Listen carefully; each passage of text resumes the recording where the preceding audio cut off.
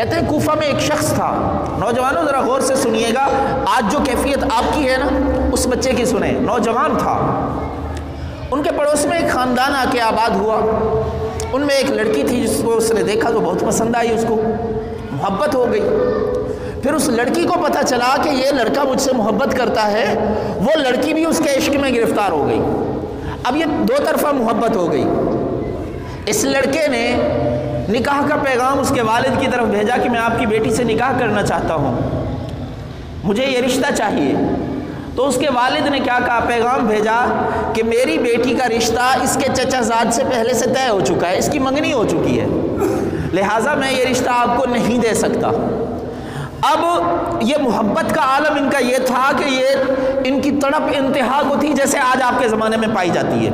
جب لڑکی کو پتہ چلا, اب وہ بھی اسی محبت میں اسی آگ میں جل رہی تھی, تو اس نے پیغام بھیجا, ایک قاصد بھیجا لڑکے کی طرف, اور کیا کہا اس نے دو آپشن دیے. نوجوانوں ذرا غور سے سنیے گا, اس نے دو آپشن دیے. لڑکی دے رہی ہے آپشن کہ اگر آپ چاہو, آپ کے لیے سہولت اور آسانی ہو تو آپ میرے گھر آ جاؤ, میں آپ سے ملاقات کے لیے تیار ہوں, میں آپ کی خواہش پوری کرنے کے لیے تیار ہوں.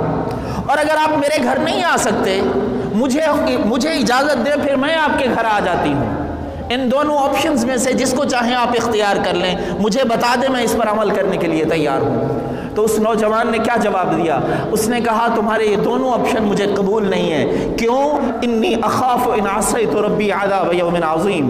یہ جواب دیا اس نوجوان نے, کہا میں یوم عظیم قیامت کے دن اپنے رب کے عذاب سے ڈرتا ہوں کہ میں کسی گناہ میں مبتلا ہو جاؤں, مجھے تمہارے یہ دونوں آپشن قبول نہیں ہیں.